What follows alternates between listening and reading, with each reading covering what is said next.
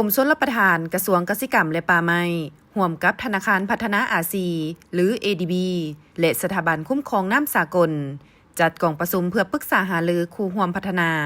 ในแขนงการย่อยชลประทานข้างที่ 1 ประจำปี 2025ในวันที่ 5 มิถุนายน 2025โดยการเป็นประธานร่วมของท่านคำพจันทร์วงศ์สนะหัวหน้ากรมชลประทานกระทรวงเกษตรกรรมและป่าไม้และท่านนางแซนนี่แคมเบลหัวหน้าองค์การ ADB ประจำลาวมีบรรดาหัวหน้ากรมห้องกรมพร้อมด้วยผู้ต่างหน้าจากแขนงการเกี่ยวข้องเข้าร่วม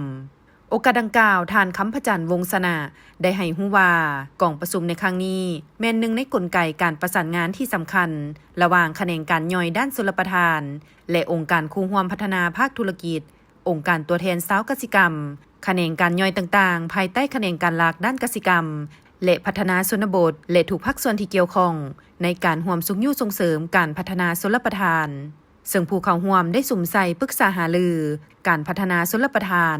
โดยเน้นเกี่ยวกับโอกาสและท่าแห่งในการหมุนใส่ระบบข้อมูลข่าวสารทางด้านภูมิศาสตร์หรือ GIS เพื่อเพิ่มทวีในการคุ้มครองและการพัฒนาระบบชลประทาน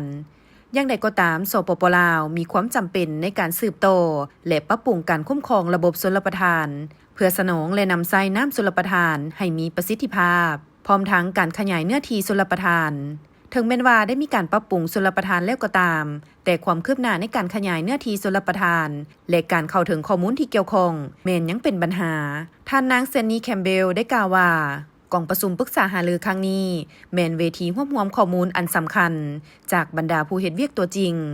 โดยสร้างนโยบายและคู่ร่วมพัฒนาเกี่ยวกับการนำเทคโนโลยี GIS ขั้นสูงมาใช้และใช้อย่างมีประสิทธิผลเพื่อปรับปรุงการพัฒนาและการคุ้มครองชลประทาน